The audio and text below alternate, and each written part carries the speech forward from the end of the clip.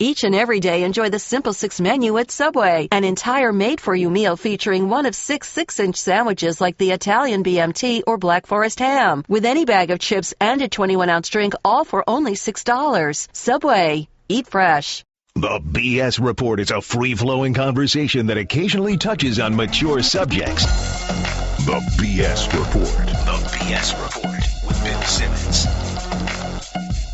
In New Orleans with a true NBA legend, a man who was in one of the greatest Nike posters of all time, a man who was one of the greatest scorers I've ever seen in my life, a man who invented the 12-foot finger roll. And I didn't know this until last year, but apparently, according to none other than Magic Johnson, the greatest pickup basketball player of all time, George Gervin. So we were right. We were doing countdown last year, and we're shooting the crap because you're killing time during these games. We start talking about pickup. Ask Magic who the best pickup basketball player he ever saw, and he goes, "Oh, Ice." And we were like, "Well, who else?" He's like, "Ice. There's nobody else." So we were like, if you could pick one guy for a pickup game and your life depended on it, who would you pick? He's like, "Ice." So I'm starting there. You were the greatest pickup basketball player of all time. Do you agree with that? Well, I had fun when I played pickup. That's where you can really, have a chance to really showcase your skills. Coming up from Detroit and, playing on the streets all the time. Right. I had an opportunity to do some things that, maybe you wouldn't try in a different setting. Like what? A whole lot of things. You can try things. One thing that I like to do is, I was known for the finger roll. Yep. But what I really thought I could do was shoot the jump shot. Be able to create space and get the jumper off. And I think a lot of that comes from being able to use both hands and be able to go in both directions. Some guys got a favorite side to go to shoot. You didn't have a favorite side. Your favorite side was the court. Yeah, my favorite side was the court, and I had a lot of confidence in that because I worked on that in the street ball setting. So Magic said he went to see you one time playing pickup, and I think he was with Isaiah, and it might have been even after his rookie year. I can't remember what year it was. And you're playing pickup, and back then you guys would arrange to play in these different gyms, right? Yes. And it was like you were on cruise control in the first half, but somebody made you mad at the end of the half, and then he said you had like 52 in the second half or something. Oh, okay. And it was like one of the great moments. Kevin Loader, I remember that. Oh, you remember that? Oh, one? I remember the guy. Who made you mad? What happened? Kevin Loader. What did he say? We was playing, and we were just playing around, and we was in Lansing, matter of fact, and he was a rookie just coming in, and we first half and stuff, I wasn't really into it, and then he came up to me and told me, man, I slowed Ice down. Oh, you don't say that. Oh, man, everybody looked at him, Magic, and Isaiah and them looked at him and say, uh-oh. And I say, hey, man, what's your name?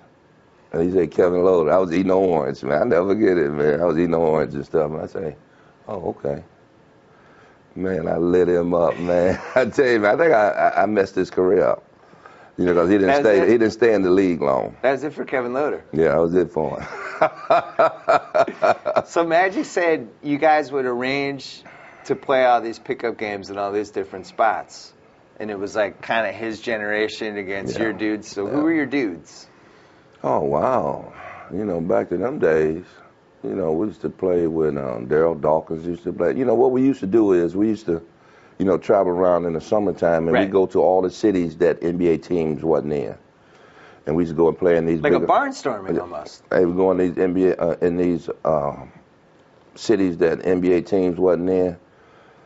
Birmingham, So you go south. Yeah, we'd go everywhere, man. I mean, so who organized this? Like, how did you decide where to go? Charles Tucker. Charles Tucker was probably he was Magic's agent early on. Yeah. And he was real close to all of us coming up. I used to come up there and play at Michigan State when Magic was real young. Magic was probably 14 years old when I met him. And really? And he played with us. So he was playing with the pros. At 14 and. And you knew? Oh man, He was special then. Well, he's probably smart enough to get you the ball in the spot. Well, I mean, he's smart enough to get a whole lot of people the ball. Right. You know, I mean, that would made him magic. He understood how to win. He was all about winning. He made people around him better. He made people around him better at 14. So his potential was scary, and I think he reached his full potential and having a super career he had, as an NBA player. So we argued one time when we were doing the show about what state produced the best players, and it turned into a really heated Michigan versus New York argument, and Magic and Jalen, who's there, who's obviously Michigan too, and we're rattling off all-time teams. Michigan was really, really much more impressive than I realized. Like, for instance, I mean, I knew you went to the University of Detroit, but I never kind of considered you belonging to a state. But you were like the all-time Detroit guy. Yeah, well, because you kind of transcended that and just became Iceman and did the whole thing. All them guys come under me, you know. You were like the Godfather. Magic, Steve Smith, all them guys was. Jalen and C. Webb. Yeah, all them guys come up under me, and you can tell how they talk about me today, how they admire, my being the veteran. So then you went from there. You signed with Virginia. Virginia Squires. Doc's there, but you're young. Well, I went to the CBA first. I left school early, and I went to the CBA. They had a CBA back then? Pontiac Chaparrals. Just played on the weekends. And I probably averaged about 38, and Johnny Red Kerr saw me. For some reason, Johnny Red Kerr was up in Pontiac and watching me play, and I scored 50. He called Earl Foreman, who was the Virginia Squires, where Doc was at, and said, you got to see this kid.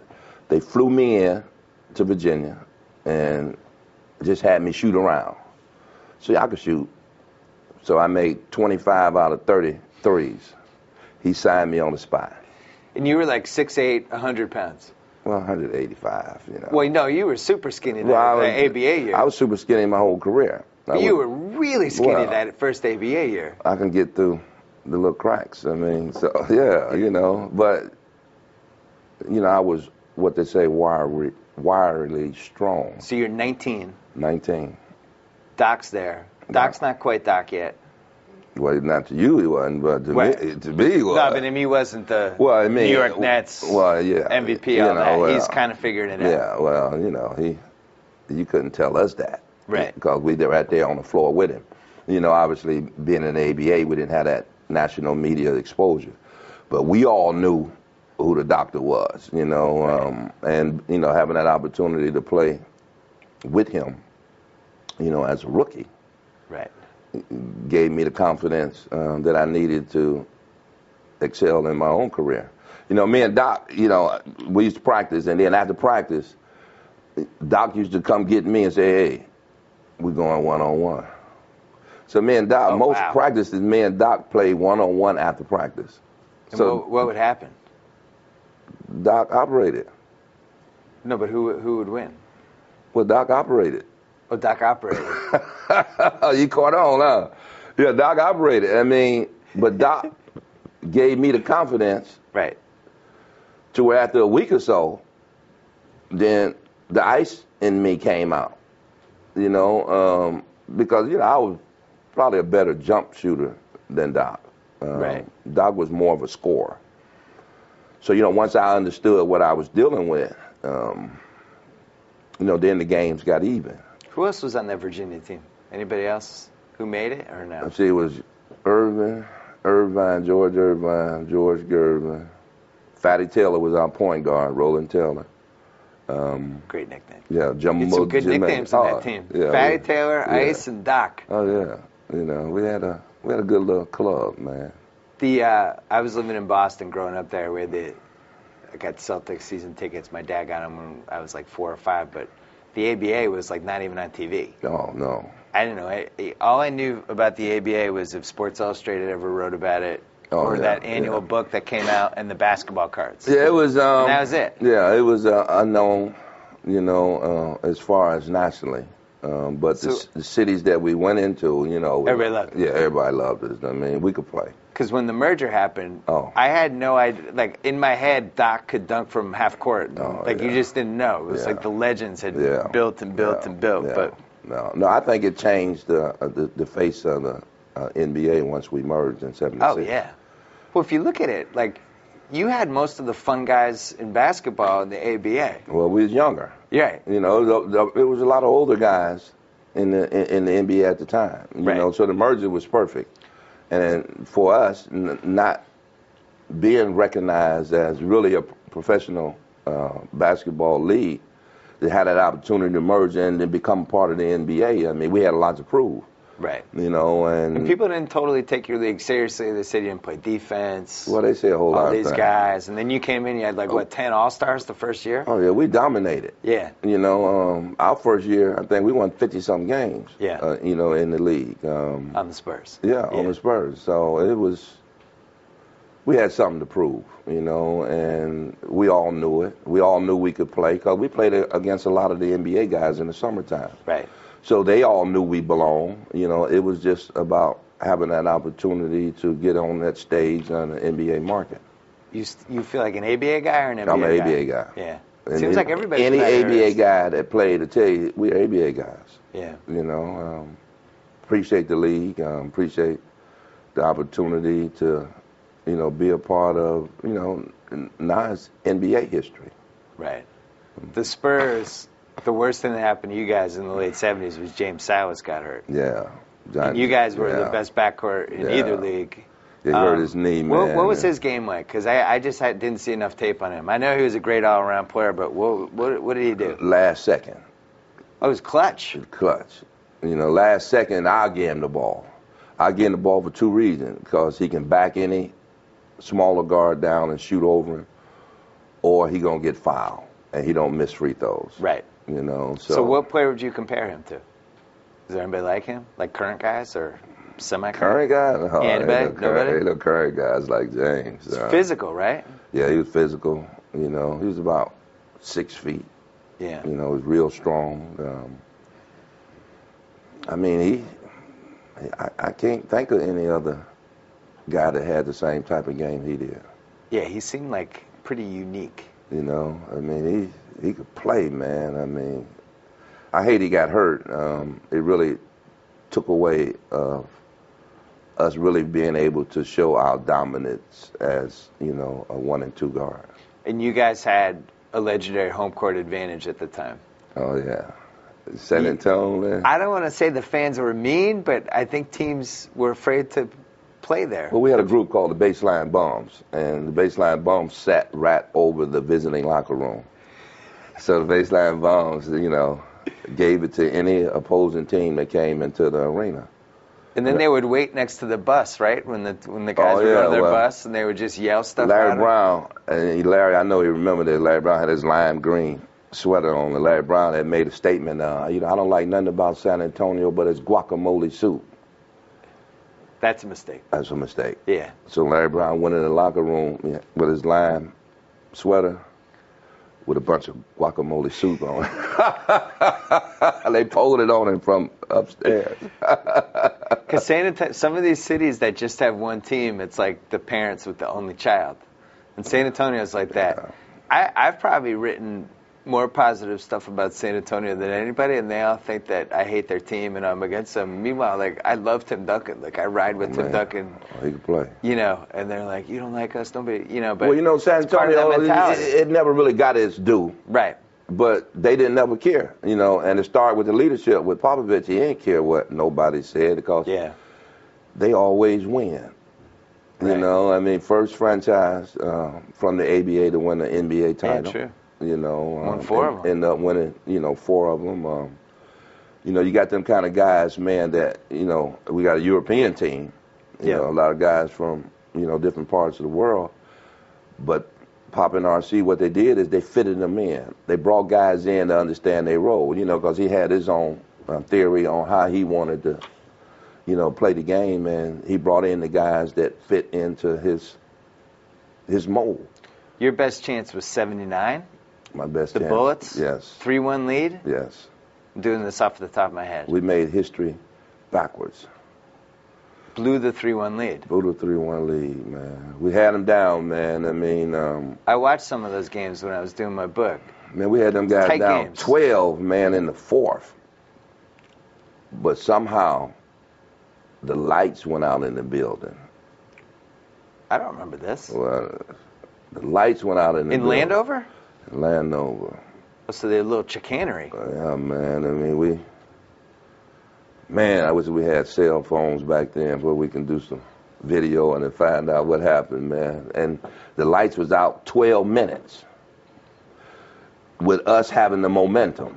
And them guys, lights came back on, momentum changed. So it was Game 7. Game 7. Wow. Bobby Dandridge hit the... Bobby Dandridge hit the big shot. Oh. He was tough, Bobby. Oh, he's a bad boy. I like Bobby Dandridge. They don't talk enough about Bobby. Yeah. Bobby flat out played. Bobby was the glue to me to that NBA Baltimore Bullets. Yeah. We talk about Wes Unseld and Alvin Hayes. They don't talk enough about Bobby D. Yep. You know. Clutch, too. Oh, man. Had that line drive jumper. You know, I mean, they can get it off. Right. I mean. So what was the game that haunts you from that late 70s run? Do you have a game you still think about, the Game 7? Yeah. I've been out. I think we could have won the championship there because we would have played Seattle. I thought we was much better than Seattle. You know, Dennis Johnson and Gus Williams was at the point. I really thought that we had a chance to win a championship, you know, for the Spurs early in the early 70s. The real problem was that they were stupid. They put you in the East. Yeah, well. Why the heck was San Antonio in the East? That doesn't make sense. Yeah, well, you know, we ain't had nothing to do with that. No, I know. You guys should have been in the West. Well, we was in both. I know. Then they finally flipped it. We put it in the West, and then we had to run against Magic and them. Right. So, you know, we played them well. We felt we can beat them, especially since we got Artis Gilmore. We felt we can beat them. Those what was that, 83? 83. You went 6? Went 6. Those were some good games. Oh, I enjoyed man. those games.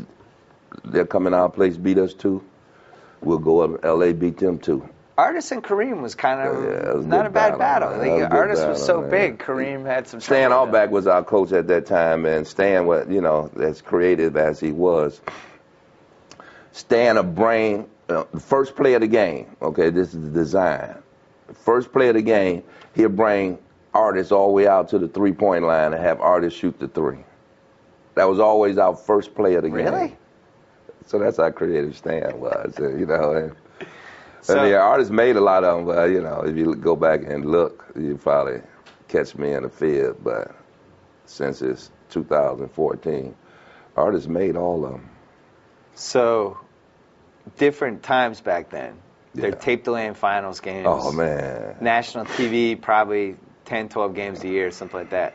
So, 1978, John Havlicek's last game. I'm actually at John Havlicek's last game. And they used to, you know, during the breaks, they used to read the scores for whatever. And the guy said something. David Thompson went before you that day, right? Yeah. He said something like, David Thompson has 51 points or something. The game wasn't over. It was kind of did one of those. Not on TV, no league pass, no internet, no sports center, nothing. Just read the next day. It was like, oh yeah, David Thompson finished with 73, and then Ice had 63, and he won the scoring title. I was like, what? Wait, so you find out David Thompson had 73 points. You find out before your game, right? Yes. Because David done play in Detroit. Yep. You know, my hometown. In the afternoon. Which is I forgot that he was in your hometown. That was like an extra little punch to the stomach. At the Cobo Hall. That's where I played my high school championship game. Did you ever score 73 there? No. Not at the Cobo. So now David Thompson laid the gauntlet down. Yeah, oh yeah, he, you know, and for some reason we played in the evening time. Right. So the press called me up, they, you know, because I was leading the league at scoring at that time. It was the last game of the season, and they called me up. David scored 73. You know, you need 59 in order to regain the title. And your teammates wanted it. The coach wanted it. Everyone wanted it. Everybody wanted it. You know, got in the locker room, and Coach Moe, Doug Moe was my coach, and Doug said, hey guys, we want Ice to, we already in the playoffs. We want Ice to have a shot at getting the title. See, you know, that's That's that ABA bond. Right. You know, I mean, for coach, you know, because coach saying, look, man, we want Iceman. What y'all think? All the guys say, yeah, let's do it. So who are you playing? New Orleans, right here. Oh, yeah. Right there at the Superdome. Nice. I pulled in yesterday and say, grandson, I swear, granddad got 63. But you could add more than 63. I got 63 in 33 minutes. So you scored 51 in the first half? That's what, 53. 53 in the first half. Yeah. You had, I think, 33 in the second quarter? Yes. You had 33 in the second quarter. Yeah. So 53 at halftime, you get your 7, you get to 63. And then you're just like... Yeah, I mean, well, you know, when I got 59, they say, Ice, you got 59. So I say, well, let me go and get a few more points just in case they miscalculated. We get a couple more. Just in case they, you know, they messed up on their addition. So I end up, you know, scoring, 33 in a second. Because David had scored 32 in a second. So you took the quarter record, too. Tied Wilkes. Right. So then I scored 33. It was just my day. You know. But do you have any regrets about just not staying in you know, and go for like old. 80? I'm old, so you always have regrets. You know, I mean, obviously, if I'm scoring 63 points in 33 minutes, how many minutes I got left to... So, you know, as hindsight, you know, what good is that? You know, I mean, so only thing you can do is use it as a tool to let these young guys playing today, you know, get it while you can. Well, I was thinking Carmelo had 62 about 4 weeks ago, with 8 minutes left. Yeah, Carmelo... They took him out. He tied my record, 33 and a quarter. Right.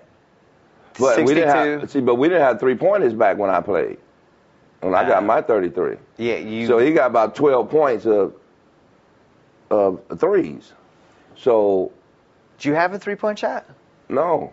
But you would have maybe had one if you had the line that you cared about, right? That's the worst shot in basketball. I ain't like shooting bad shots.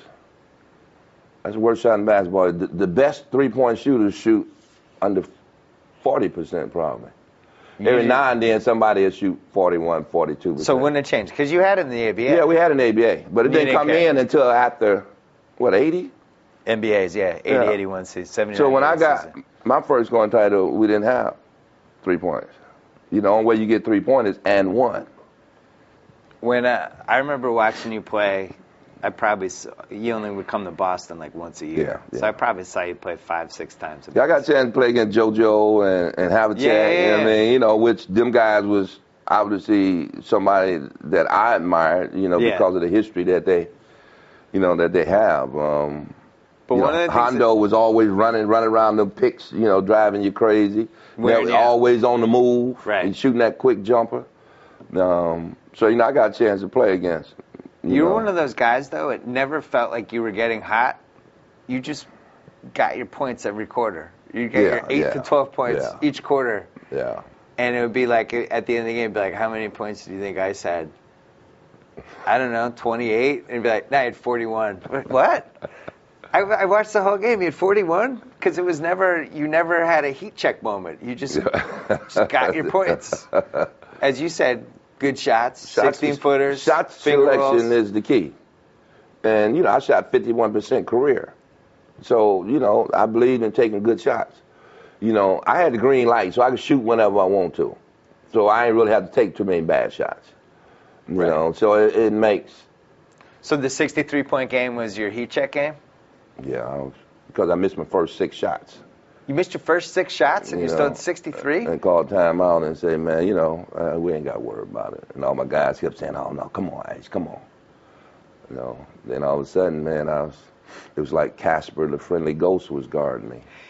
You know, I was just going through guys.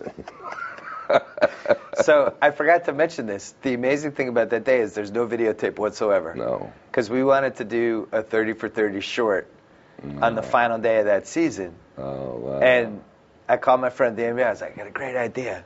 We're going to do Gervin and Thompson and that duo, and we'll interview them. And they're like, there's no footage whatsoever. There were no cameras. Nobody videotaped the game. Something, man. Big does part not of exist. history, man. Doesn't exist. The greatest scoring day in the history of the NBA does not exist. Well, you know, the beautiful thing about it, Bill, we're still talking about it. And guys like yourself won't let it die. Well, this one hurts, though. It's hard to believe that it wasn't even televised, like, locally. Yeah, well. Like, think about that. Think the NBA now. It's like you can't do anything now in an NBA Oh, yeah, game that's not on YouTube in 7 minutes. Well, I mean, it's what they call a day and a time. You know, I mean, now you got cameras everywhere. And back then when we played, it's almost like the cameras didn't work. Best guy from your era? Dr. J. Dr. J. Over Kareem? Well, I'm a little biased. So you're trending toward ABA a little bit because that's your ABA dude. Yeah, but greatest of all time to me, you know, because that's who I played against, is Kareem. You know, his dominance, his accuracy, you know, was almost next to none. You know, so. So if you're starting a team with guys from your era, and you have to win a 2-hour game, Kareem's your first pick? Yes. Because Skyhook. Yes. Nobody can stop it. Because percentage. Yeah. We know if we throw it down there, we're going to get a high percentage of points. And that helps you because now they have to trickle down. They got to double down to him. Now you get to enjoy and then, George Gervin things. Then I have a Magic at the point. You know, then I have me at the 2. You know, and then I have Doc at the 3. Then I have Moses at the 4. Oh, young Moses? Young Moses. Early Moses? Yeah. Oh, that's quite a team. Let me think about this. Oh, yeah. Well, I mean, it's a hard team to beat. I mean, you know. So crunch time, it's either you or Kareem, depending on how they defend Kareem. Or Doc. I mean, you know. You have Doc doing this with Magic. Slashing. And you're doing this too. Right. And then Moses just gets every rebound. Right. And throw it back up and go back and get it again. Throw it back up, go get it again. Moses ABA guy. Yeah. What's your favorite Moses story? Everyone has one. Well, 4-4-4-4. You never played with him though? No. He played in San Antonio his last years, but I never played with him. You know, he was a young kid in Petersburg, Virginia, when I was with the Squires. Right. So I knew him then. Smokey Gaines, who was out of Detroit, former Globetrotter, introduced me to him because they were trying to get him to go to University of Detroit. Oh. So that's how I met him, you know, as a young man. So, you know, then go to college and had an unbelievable career. You know, when you start talking about double-doubles, you know, you talk about Kevin Love and all them, you can't talk about double-doubles unless you talk about Moses Malone. Young Moses was ridiculous. Oh, man. You can get 5 rebounds in the same possession. Same possession, that's right, man. On the backboard. That's right, man. So you're at San Antonio in the ABA and you're playing the St. Louis Spirits. Oh, wow. The Spirits of St. Louis. And they got Barnes, they got Moses, Mo Lucas, Fly Williams. George Adams. Half of those guys are crazy. Oh, man. I seen Adams hit Swin Nader. And you know how big Swin Nader is. He was like 7'2". I seen him hit Swin Nader so hard, and Swin hit the ground and slid 15 feet. Like, you know, like just sliding, you know, sitting up like this, sliding. And they just called a foul and a tech. And everybody kept playing. Get up, Swin. Oh, get up. Yeah, come on, man. Get up and don't let him hit you like that no more, man. You guys had some good fights in the ABA. Yeah, well. You never played with John Brisker, did you? No, but I know John because John from Detroit. All-time crazy guy. Oh, yeah. Oh, he had a history. Yeah. He had a history of don't mess with him. Right, he was the one, like, don't look cross-eyed. Warren Jabali was like that, too. Don't mess with him. You know, whatever he do to you, just look it on off and keep moving. I forget, which one was it Warren Jabali or John Brisker who was scarier? Yeah. Put him in the room, man. Maybe that's it. One if guy you put him in the out. room, no, neither one of them come out. That's how they was. Nobody ever comes Nobody out ever come out. We had to go in there and say, wow. They fight to the death. They fight to the death. Oh. Hey, I see. It's such a shame that none of these games are on videotape, basically. Yeah, well. I mean, how many Spurs games from that era are even like, were you on TV, national TV, like 5 times? Well, you know, we caught the beginning of ESPN. You know what I'm saying? I mean, it was just kind of coming in when but you were I in retired. the NBA. I retired in '86. Right. You were in the NBA. Yeah, you know, so the slam dunk contest was on that's tape. They have that clip sometimes. Yeah. Well, you know, because I was in first. Yeah. You know, in Denver. Right. You know. Doc dunks from the foul line. Oh yeah. Although he was like half a foot over the line. Yeah, well, but I like that the legend became the foul. Right. I mean, they gonna, you know how we spin it. Doc dunk did Michael dunk from the foul line, or did he step over too? I don't know if anyone's ever actually done it behind the line. It's kind of hard. It's like you have to step on it. It's impossible. Yeah, I mean, you know, 16 come on, feet. Man. You know, you got to do like them Chinese movies, man. Have that thing hooked up on your back. So you played with Jordan as a first 2 years? His second year. Second year. Yeah. I played. Were you on the bench for the 63-point game? Yeah. You played a couple of minutes when in it that was game, in Chicago. Right? Yeah. Yeah. I don't know how I stayed on the bench that long. I mean, you know, he gonna get 63, but let me, you know, passing the ball a couple of times. Right. You know. So did you know? Because you played with young Doc and then you played with young Michael. I started with Mike. I mean, I started with Dr. J and I finished with Michael. That's pretty good. Oh yeah. I mean, good for them too. Yeah, well, I know. But did you know with Michael? Doc probably appreciated me a lot more than Michael, because, you know, I was old on my way out, and Michael was coming in and, you know, really trying to show his presence. And, you know, he probably looked at me a little different. You know, he always called me, "Hey, old man." I said, "Well, you going to get there one day, hopefully." And then on the Wizards, he became the old man. You know, come on, sit down, man. You one of the greatest to ever do it, man. What you doing, man? Take that number off. How did you end up on the Bulls? I forget. Got traded from San Antonio for, man, what's that brother's name, man? So that had to hurt. The Spurs trading you? I mean, I know you're on great terms with them now, but I mean, you know, it was the game. Yeah. You know, I mean, it was time to go. David Greenwood. They traded me for David Greenwood. He was good. Yeah, David wasn't bad. Did you ever think about doing a year with the Pistons or no? Playing 1 year at home? That's all I wanted to play for was the Pistons. You know, being from Detroit. Yeah. But when I got out of school, you know, it wasn't accepting hardships. Right. You know, so I couldn't. You know, it was no other place for me but the ABA. How did you, that Nike poster? Went back in the early 80s. You're holding 2 ice cubes. Yeah. When it becomes... a classic. Oh, man, that's... Were those... Never knew it was going to be as popular as it was. So was it popular at the time? Wow. Or did it become one of those things that not a lot of people had it and then it became popular? Well, I think a lot of people had it, and as the years went by and they stopped making them, then all people talked about is, man, I grew up watching you every morning. I was saying, oh, yeah. I mean, you know, talking about your Iceman poster. Right. I said, oh, yeah, man, that's pretty neat, man. And even to the day, you know, I still sign them. People want them. I remember being on eBay in like 2006, 2007 when eBay,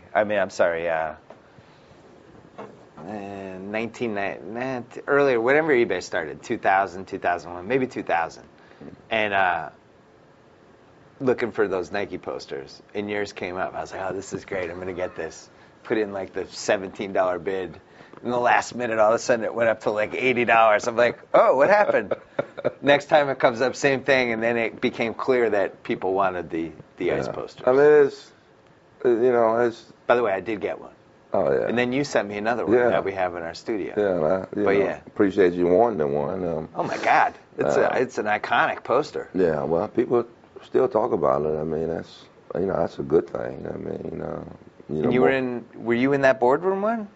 No, I don't think you were in that one. No, I wasn't in the boardroom. But you were in the jam session one. I think I was in the jam session. And, my favorite poster of all time. And then Supreme Court. I've always wondered about jam session, because this is probably poster got taken, I'm going to say 1979, 1980. Really fun time for the NBA. A lot of partying going on back then. Guys doing their thing. You guys are all like in LA, obviously. They put all the great players together. I feel like there were stories from that night. Not to be told. Not to be told? Okay. But there were stories. Well, At some point you finish that If you look shoot. on that poster and see who's on there, There's some stories. You know there's some stories. Maybe that'll be the 30 for 30 we do. Hey, but, what happened the night of the jam session poster, photo shoot? I got to look at it and see, a lot of us, that's a long time ago. A lot of us, might not be here, but the memories. Who do you think, because, some guys from that era, partying, whatever, knee injuries, other than James Salas, who we discussed, who's the guy that you feel like, man, if that guy had just been in a different era, everybody would be talking about him?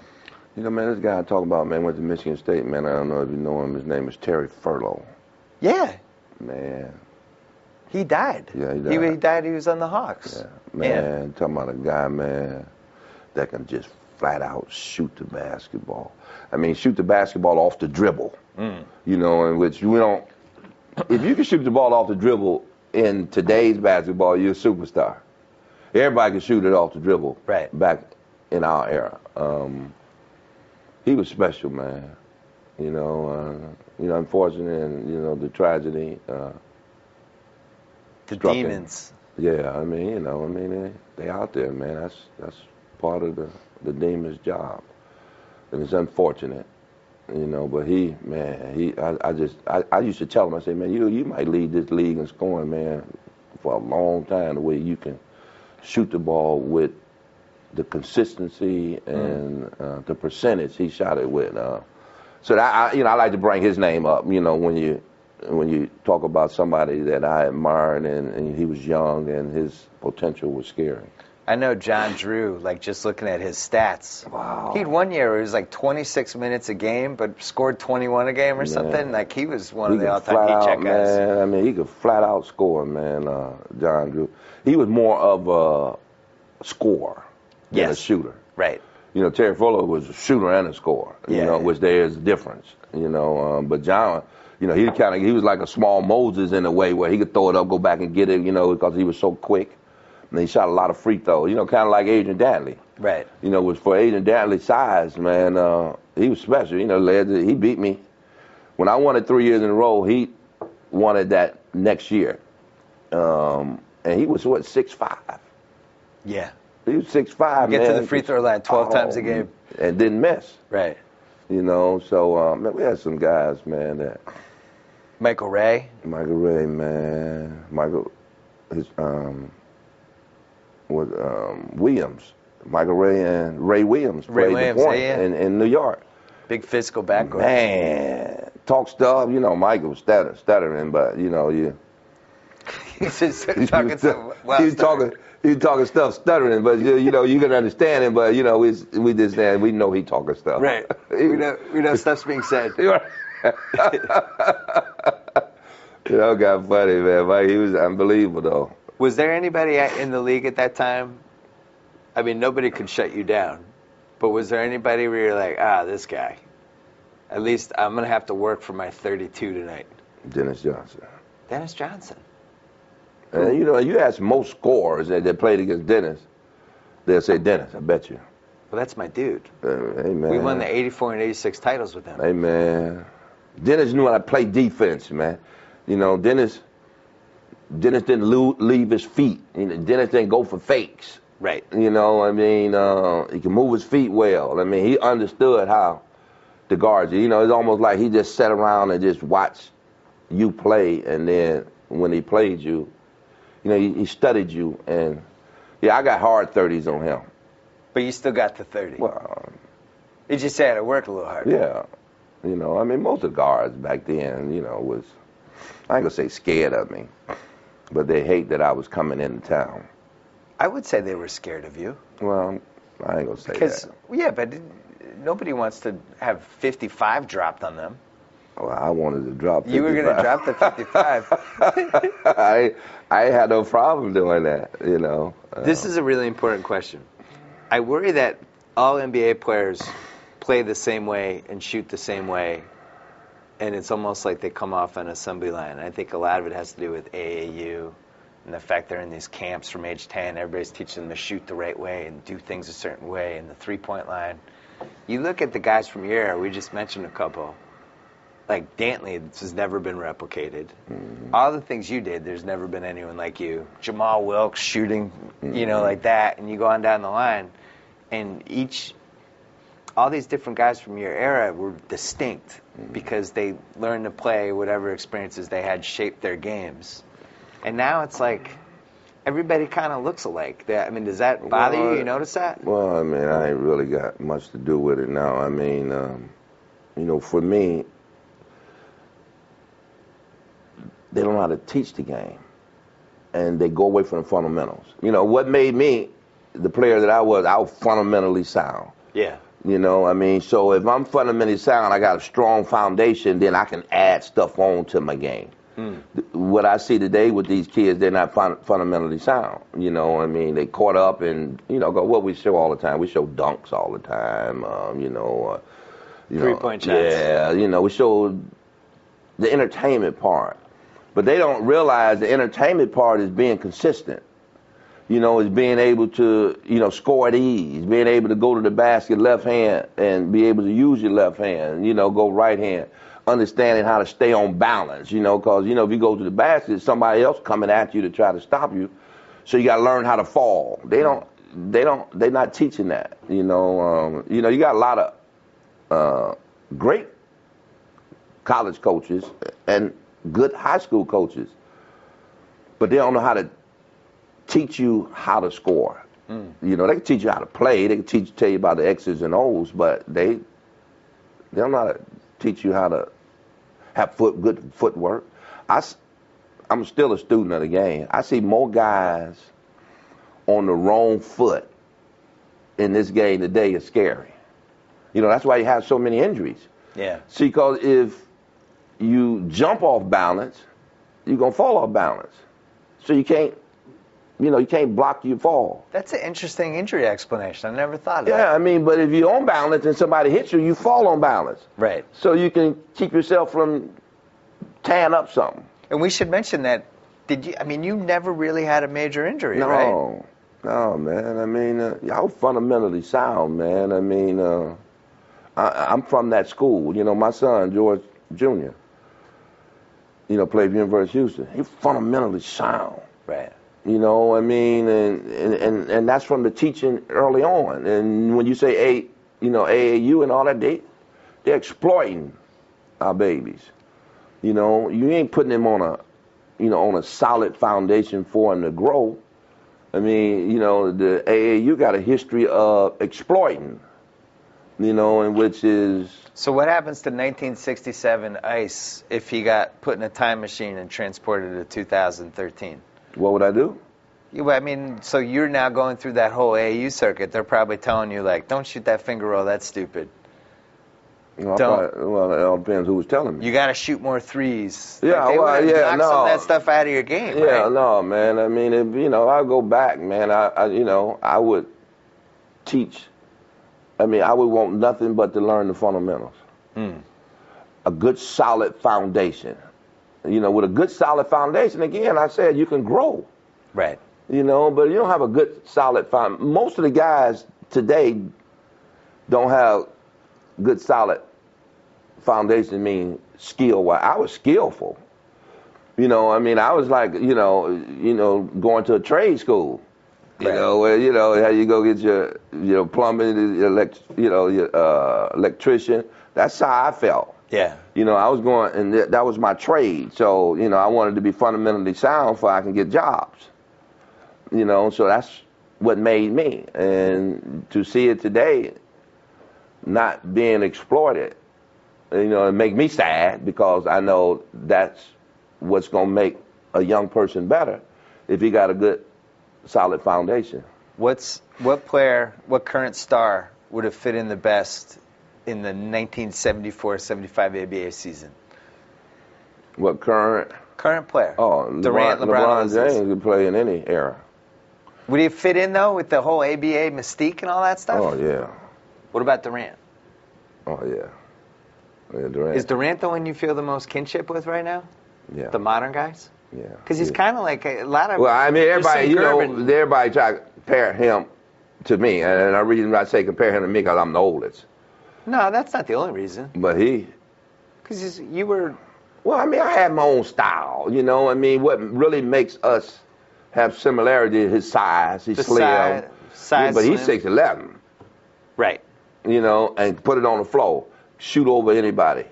You know, I mean, he don't have the... No. That I had. I mean, you know, and I don't have some of the things that he have. But I think he has pieces of you in his game. Well, I would say. And pieces of, I think there's a little T-Mac in there. Like, there's different guys. But I would say there's the most of your DNA in his game. He's definitely my favorite. And he's also, like you, one of those guys that you're watching and you don't realize he has 35 points. Right. You're like, Duran has 35? Man, he could just shoot it, man. He shoot it so deep. He's so effortless. You know, now he's starting to, you know, put it on the floor and shoot that mid-range jumper and, you know, starting to go to the hole. I mean, his future, man, is scary. So who's he MVP to me right now. I agree. Who's your favorite player to see in person? LeBron? The guy that's hurt. Kobe. Kobe's your favorite? Come on, man. Interesting. Kobe will go 5 for 25.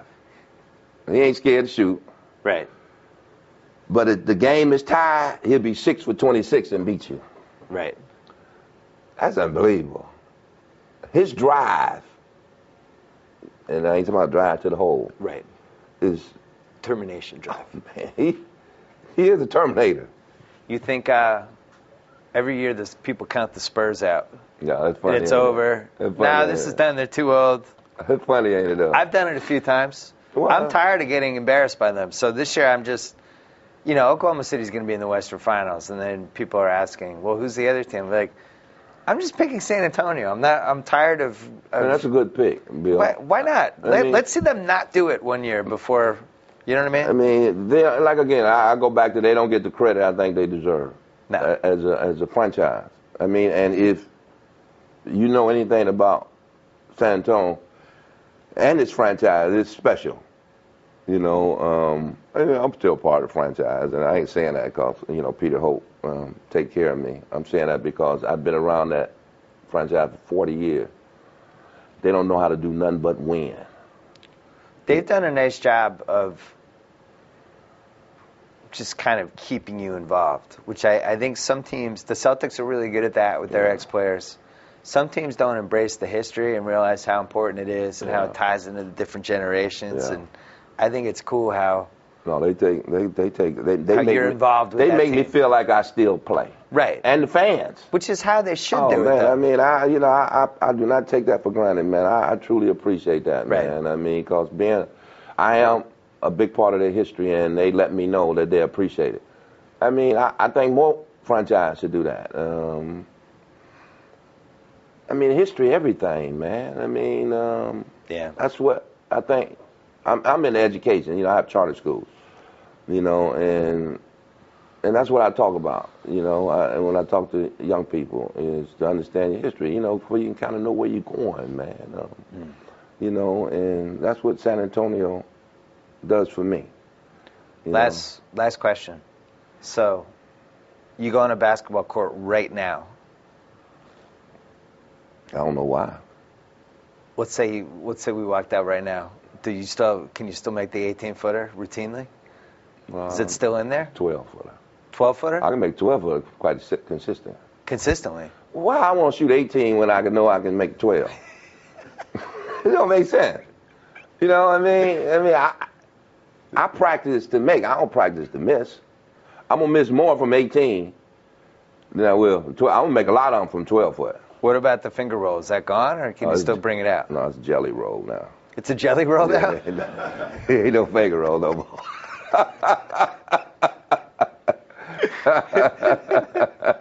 George Gervin, it was a pleasure.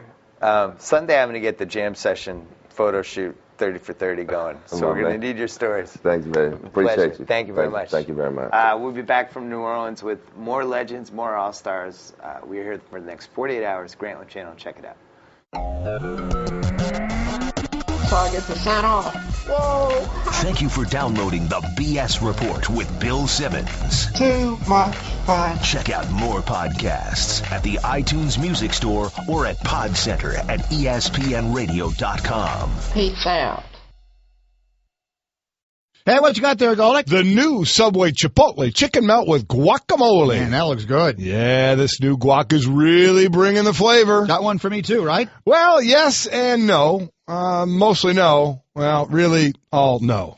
Try the irresistible new Subway Chipotle chicken melt with guacamole, juicy grilled chicken strips with Monterey cheddar, Chipotle Southwest sauce, and new guacamole made from ripe Hass avocados with just a hint of jalapeno. Subway, eat fresh.